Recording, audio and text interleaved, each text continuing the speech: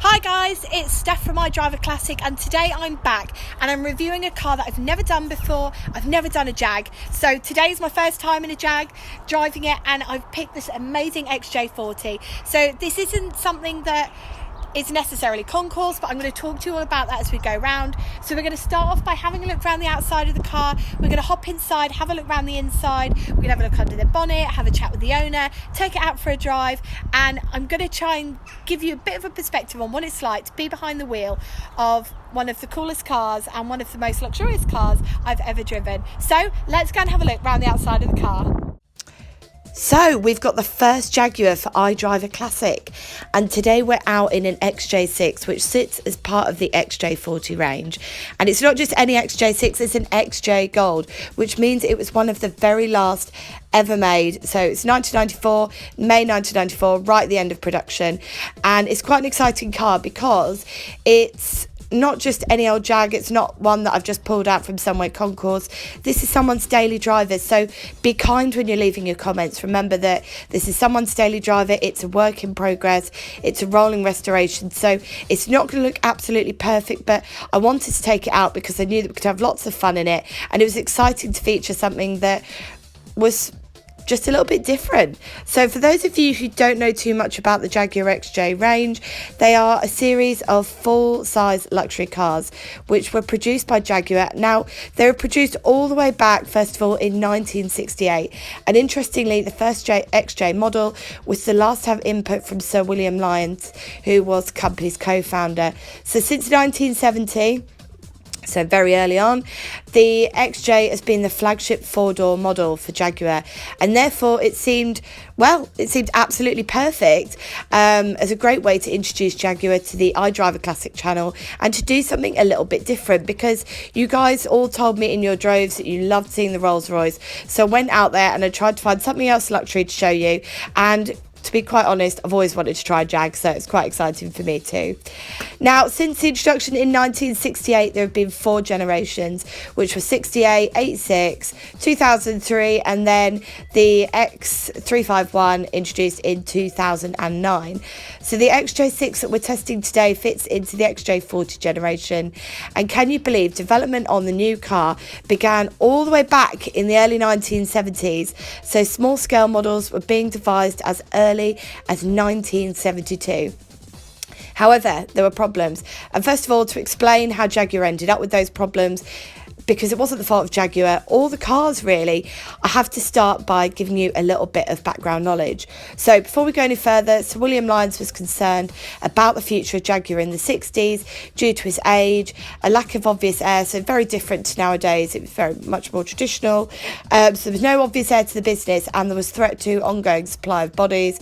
And so basically there were talks, and it was agreed for Jaguar to be merged with the British Motor Corporation, which then, when it became, so there were lots of different things going on, but then it became British Motor Holdings, and then later on it became British Leyland, because there was basically a big government merger with Leyland Motor Corporation.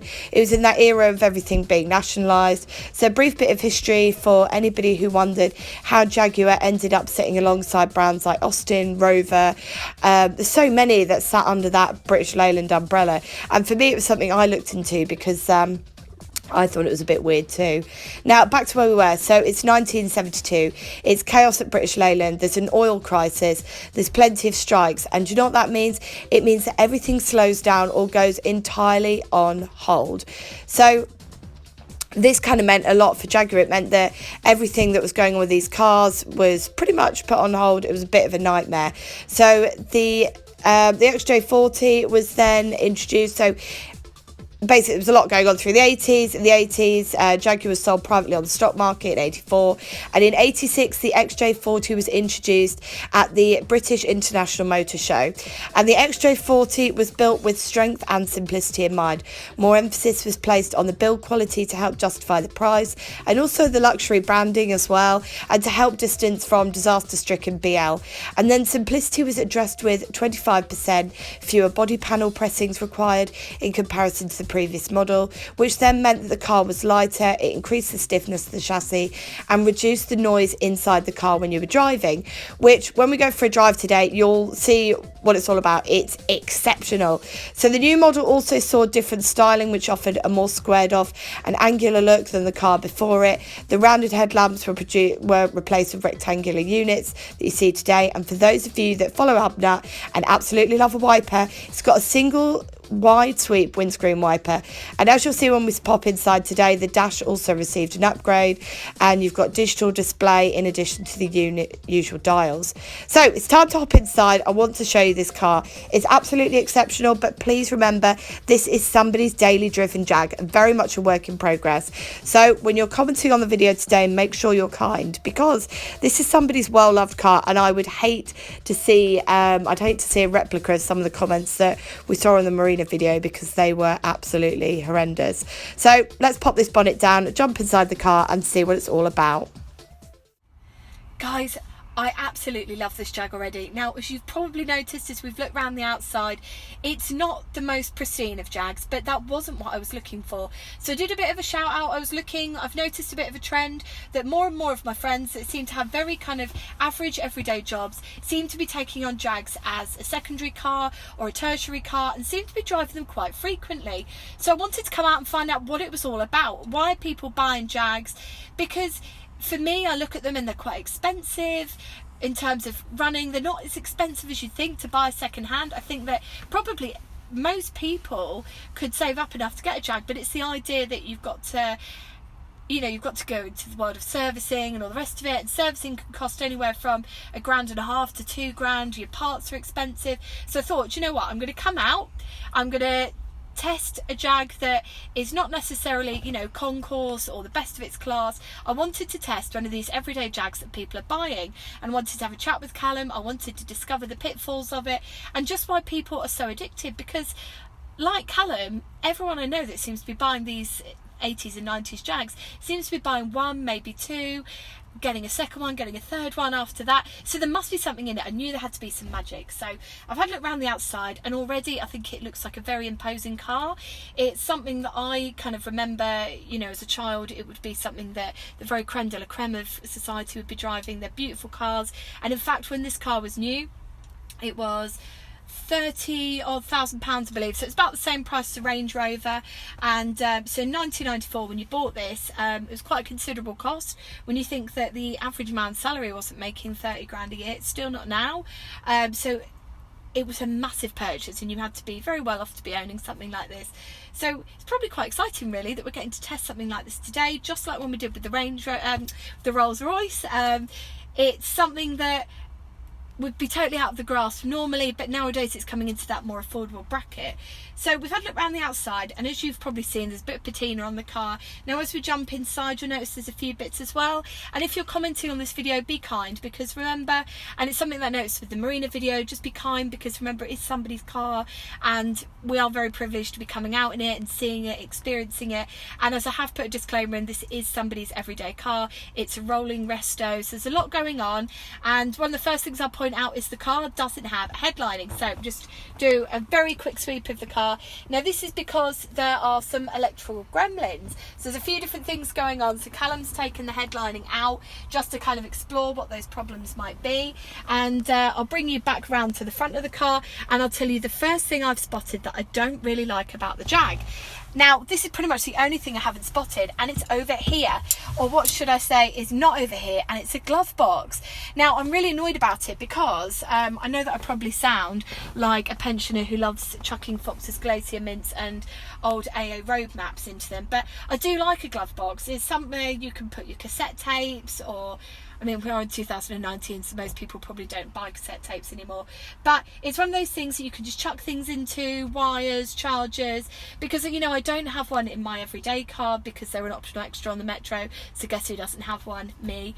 And I do find that it is quite annoying when you don't, because there's nowhere to put anything. I mean, you have got, if I lift that up, you have got your armrest with you. It's very shallow pocket. In fact, it is very shallow pocket. You can't get much in, but at least there's that saving grace. So they've swapped out the glove box for an airbag, which probably, if I'm being safety conscious, is probably the better option. But I do like that you know, that secure space. And I know that like some of the cars that have taken out things like the Rolls Royce, for example, I even love the fact that it had its own separate key on it. Now, one of the other unique features of this car is something called the Gate Gearbox. So I'm going to bring you in and we're going to have a quick look at this gearbox down here. So for all intents and purposes, it is an automatic gearbox because you've got all your standards. So you've got your park, reverse, neutral, drive. For those of you that are American, I know that you guys are predominantly on automatic gearboxes. I know sometimes you find the manual element of things that we all do a bit strange. But as well as that, you have got manual selection for your gears. So you've got second, third and drive. Now these are great for overtaking. So Callum was saying to me that when they went to the Alps, they were using manual selection to make sure that they could get through, to charge up those mountains, and they were having a great time with it. So this car has done some insane mileage as well. It's been to Austria, it's done Land's End to John O'Groats, it's done all sorts of mad challenges, mad drives across the UK, across Europe.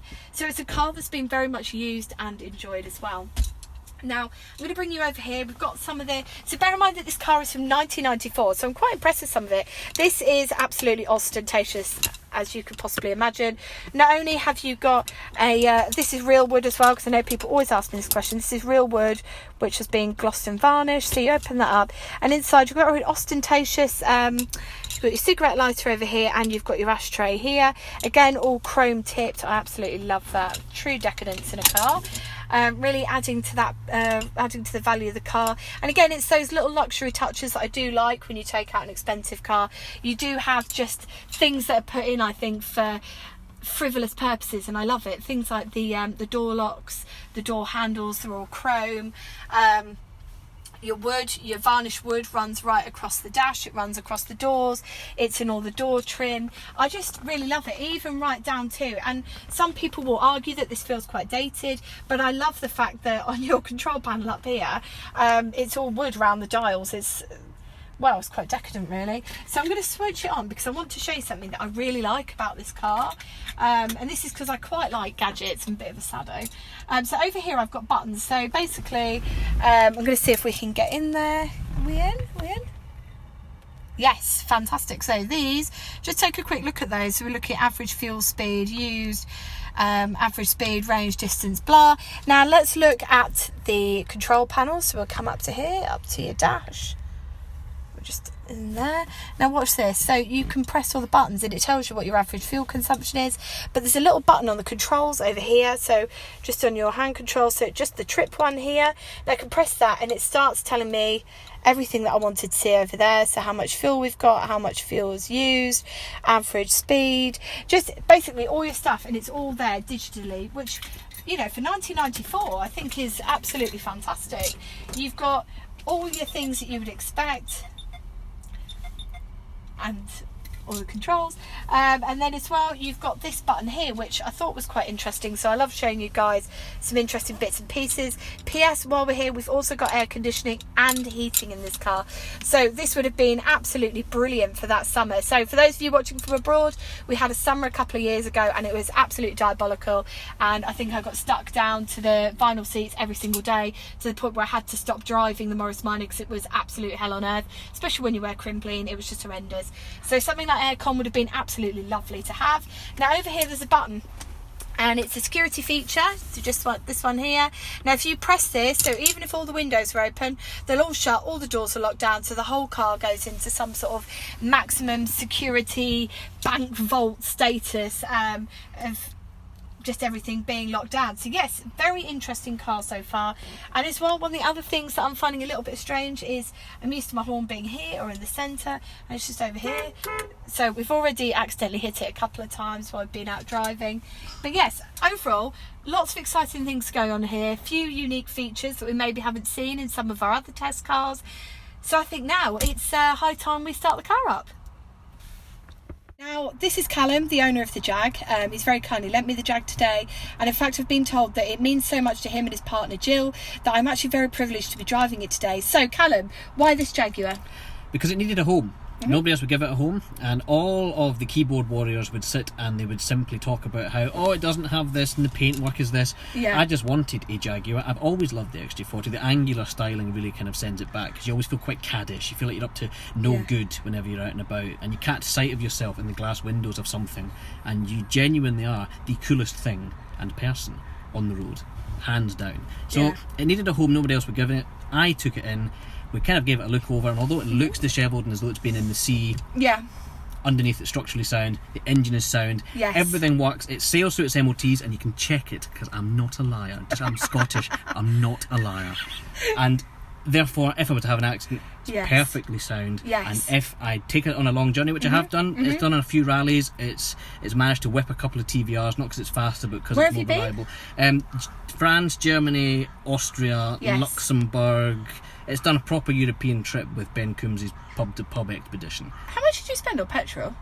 Quite a lot. I could have probably financed enough food for a third world country, having taken this round, but it was decadent and first world problems, and that's what we're all about. So at the end of the day, these are unloved. The XJ40 is the underdog. Nobody seems to want them, and it's purely an image thing. People go XJ6 Series 3 and they drool, and then you get people who think that this isn't worth driving because the XJ100 is more updated. And I can tell you, with every single XJ model, and this is Scottish logic, every single XJ model is watered down. The first generation Series 1 from the 60s, unbelievable, and it just kind of gets ever so slightly diluted as time goes on. So this is the perfect combination of reliability. Fuel economy is, you don't buy an XJ for fuel economy. You're lucky to get 22 to the gallon with this, and that is if you've got 19.9. I know, I'm quite proud of that.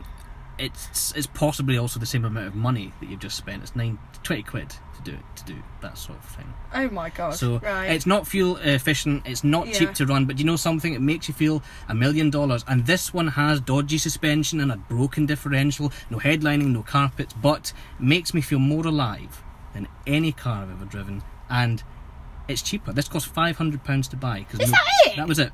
That's all, £500 from the centre of Peterborough, from a man who had a scar like Blofeld and probably has a criminal history. But it was £500, and what more can you say? It's a nice car. What more do you want for £500? It's comfortable, it's reliable. My Metro costs more. Yeah, well, you know, as I said, this isn't a Metro, but it does share similar attributes. For example, your Metro makes you feel good. This Jaguar makes me feel good. You catch a sight of yourself in a reflection, you feel good. It is a cool car. Right, so now that we've had a chat with Callum and the sun is blaring down into our eyes, very winter sun. The pollution from this car alone has parted the clouds, so for the warm winter we're about to have, you're welcome. Greta Thunberg is going to be downvoting this video, definitely. That's fine, she'll fit in the boot. And on that note, let's go and take the car out for a drive. Very glass weekend. Now that we've had a look around the inside of the car, I think it's high time that we started the car up and had a listen to what's under the bonnet. And it's a 3.2 litre straight six, so it's going to sound absolutely incredible. So I'm going to start the car up, turn the key, give it a rev for you. And for those of you that worry if the car is cold or not, don't worry, it's not. We've already taken it for a little run round to warm it up. I wouldn't be revving a cold engine because I'm not crazy. So just one more rev and then we're going to head off. So I've been in this car now about 10 minutes and we're in park, and it doesn't sound like the car's on at all. It's the maddest thing. So I'm just going to knock it into drive, knock the handbrake off and take us for a little drive. And even as I put my foot straight down, it's just absolute comfort. Now, the thing that really shocked me about this car was when I took the Rolls Royce out, the power assisted steering kind of felt like spinning a dinner plate around on some ice. I didn't feel like I had much control of the car. I didn't enjoy it like I thought I would. It almost felt, I don't know how to describe it really, it just almost felt a bit like I was too hands off from the driving experience and I just wasn't connected enough with the car, so I felt slightly uneasy the whole time, even though it's a beautiful car, a stunning example as well, and it was very well maintained. This for me is a little bit more real, so I feel as though although this has got the power assisted steering on it, it does still feel like I've got a semblance of control over the car. Brakes are absolutely unreal. It does make me think maybe mine need a little bit of attention, although this is much more powerful engine than my 1275, so maybe not. Now, one of the things that I think is really important to point out about this is, although the outside, as you looked when we were doing a walk around, you'll have seen that the paint is tarnished. You'll have noticed that the headlining is missing, that the carpet is missing. These things pale into insignificance when you get behind the wheel of this thing, because it is driving, oh god, it's driving so well. I can see why people veto the fuel economy for something that drives just like this does. So I've got really good control, it's got really nice handling, and one of the things I like about it is I feel like the quality and the luxury hasn't diminished from when this was made to today. So it still feels like, I mean, even though Callum said to me, the suspension or bits and pieces could do with a little bit of a look at, it's still gliding along the road. We're going along rural country lanes where there are giant craters in the road where nobody's even thought about replacing the tarmac since the horses and carts were down here. Really bad roads that we're going down, and yet the car's just gliding along. Honestly, it's so beautiful and it's easy to drive. I thought it was going to be a really difficult drive because I'm just going to go around this corner again. I thought it was going to be like trying to, when you almost you look at people on boats, or you see people, especially it tends to be like your old Land Rovers like this, with all your hands everywhere. I thought it was going to be like that sort of experience, but actually we're sat quite high up. I can see the end of the bonnet, I can see everything that's going on, and although it's quite a large imposing vehicle, it's actually surprisingly easy to drive. And in fact, it feels a lot easier than some of the smaller cars I've taken out, where because you've got all these, I mean, look, it's not a criticism, but for me it's something that impedes the driving experience, is when you've got all these massive, these panels and pillars, and your vision is blocked off more and more and more, and you're relying on things like cameras. For me, that destroys the driving experience. And I thought that when I got into this, because the car was so big, I thought that I would have, a diminished vision as I look around the car, but I can see absolutely everything. The wing mirrors are big enough so I can see to the end of the car, I can see around, could probably park this quite confidently as well. So yeah, just overall, I've just been taken aback. It's not what I was expecting at all. In fact, I'm not sure what I was expecting, but it wasn't this. I was expecting almost like a barge-like, not slow, but a bit ploddy experience. I wasn't expecting something that really lives up to the name of Jaguar.